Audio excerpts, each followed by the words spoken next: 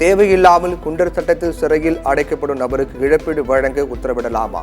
குண்டர் சட்டத்தில் சிறையில் அடைப்பதற்கு பதிலாக மாற்று வழிகள் குறித்து ஆராய தமிழக அரசுக்கு உயர்நீதிமன்றம் உத்தரவு.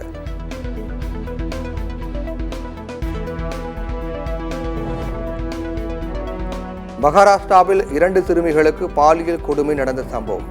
தானேவில் ரயில் மறியல், பள்ளிக்கூடம் சூறை என வலுக்கும் போராட்டம்.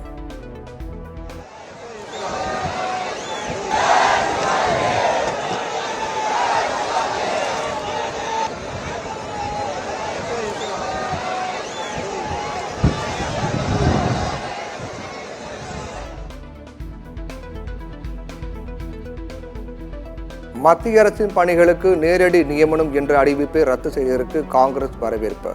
இடஒதுக்கீட்டை பறிக்கும் பாஜகவின் திட்டங்களை காங்கிரஸ் முறியடித்துள்ளது என மல்லிகார்ஜுன கார்கே கருத்து.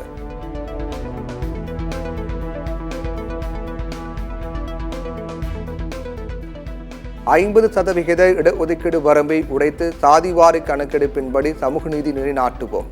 என்ன விலை கொடுத்தாவது அரசியல் அமைப்பு சட்டம் இடஒதுக்கீடு முறையை பாதுகாப்போம் என காங்கிரஸ் எம்பி ராகுல் காந்தி உறுதி.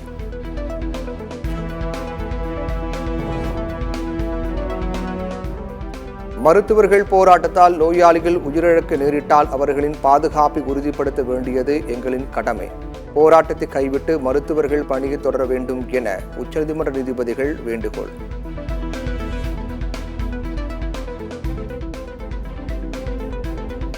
மருத்துவர்கள் பாதுகாப்பு குறித்து ஆய்வு செய்ய தேசிய அளவில் குழு அமைக்கிறது உச்சநீதிமன்றம். கொல்கத்தா பெண் மருத்துவர் கொலை குறித்து 2 நாட்களுக்குள் அறிக்கை அளிக்க சிபிஐக்கு உச்சநீதிமன்றம் உத்தரவு.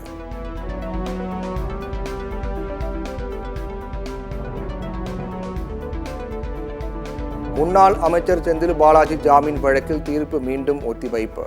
அனைத்து தரப்பு வாதங்களும் நிறைவடைந்ததால் தீர்ப்பை தேதி குறிப்பிடாமல் ஒத்திவைத்தது உச்சநீதிமன்றம்.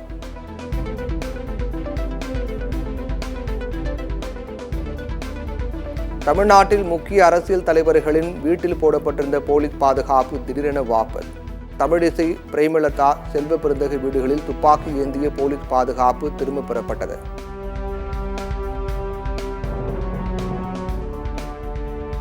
கொல்கத்தாவில் பயிற்சி பெண் மருத்துவர் கொலைக்கு நீதி கேட்டு கொட்டும் மழையிலும் போராட்டம். சுகாதாரத்துறை அமைச்சகம் எதிரே போராட்டம் நடத்தியவர்கள் மீது தண்ணீரை பீச்சி அடித்த போலீஸ் தடியடி நடத்தி விரட்டியடித்ததால் பரபரப்பு.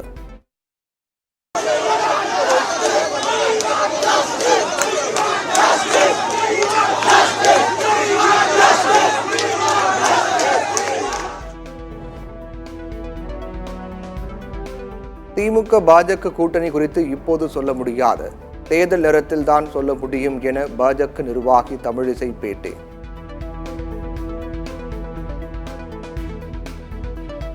சமஸ்கிருதம் அறிவியல் சார்ந்த மொழி என்று கூறிய ஆளுநர் RN ரவிக்கு தமிழ்நாடு காங்கிரஸ் கமிட்டி கண்டனம். ஆளுநரின் பேச்சை யாரும் பொருட்படுத்த தேவையில்லை என செல்வ பெருந்தகை பேட்டி.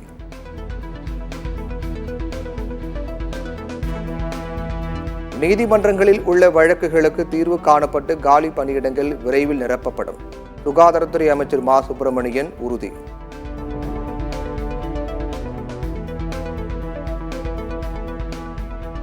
கருணாநிதி நாணய வெளியீட்டு விழா பாஜகவுடனான திடீர் உறவா?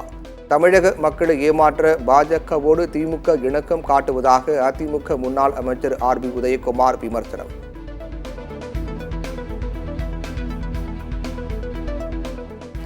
சமஸ்கிருதம் டெட் லாங்குவேஜ் என அமைச்சர் துரைமுருகன் விமர்சனம். கருணாநிதி நாணய வெளியீட்டு விழாவுக்கு ராகுலை அழைக்காதது குறித்து அரசிடம் கேளுங்கள் என அமைச்சர் துரைமுருகன் பதில். சக்தி வாய்ந்த மொழி அறிவியல் மொழி அப்படிங்கிறது